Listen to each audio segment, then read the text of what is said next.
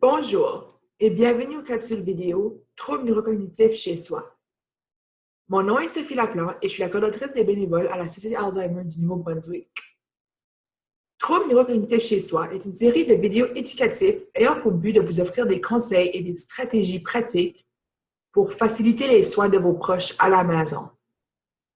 Le premier vidéo a comme thème « Comment aider une personne atteinte d'un trouble neurocognitif à maintenir une bonne hygiène des mains durant cette pandémie ».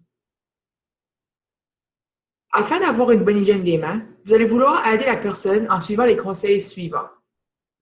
Conseil numéro 1.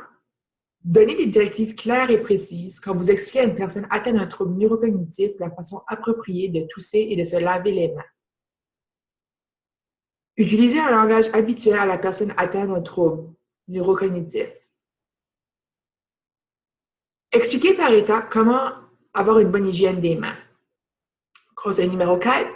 Utilisez un texte en gros caractères et des graphiques et photos. Essayez d'avoir des instructions accessibles pour tous. Braille, un texte avec des gros caractères, des pictogrammes. Ayez des rapports visuels dans les zones communes près des lavabos, de la cuisine, des salles de bain et des salles à lessive. Ce sont des rappels constants pour la personne atteinte d'un trouble neurocognitif, ainsi que pour la personne soignante à se laver les mains. Conseil numéro 7. Utilisez une minuterie pour s'assurer, si possible, de se laver les mains pendant 20 secondes.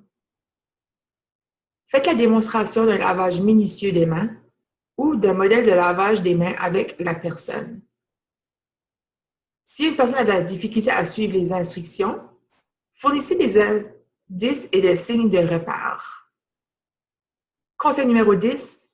Si la personne atteinte d'un trouble neurocognitif a de la difficulté à se rendre au lavabo facilement, un désinfectant pour les mains qui contient au moins 60% d'alcool peut être utilisé comme alternative. Voici d'autres suggestions. Quand une personne éternue ou a envie de tousser, encouragez-la à le faire dans un mouchoir ou dans le creux de leur coude. Jetez le mouchoir et lavez-vous bien les mains. Aidez vos proches à se souvenir d'éviter de se toucher les yeux, le nez, la bouche le plus possible. Soyez attentifs aux symptômes de la grippe, de pneumonie chez vous et chez la personne atteinte d'un trouble neurocognitif. Si vous voyez des symptômes, consultez un professionnel de la santé immédiatement.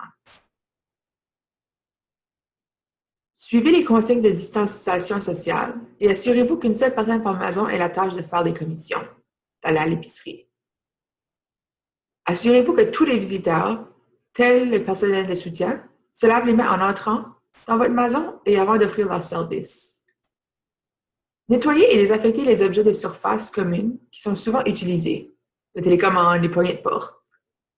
Vous pouvez utiliser une lingette nettoyante ou n'importe quel produit nettoyant.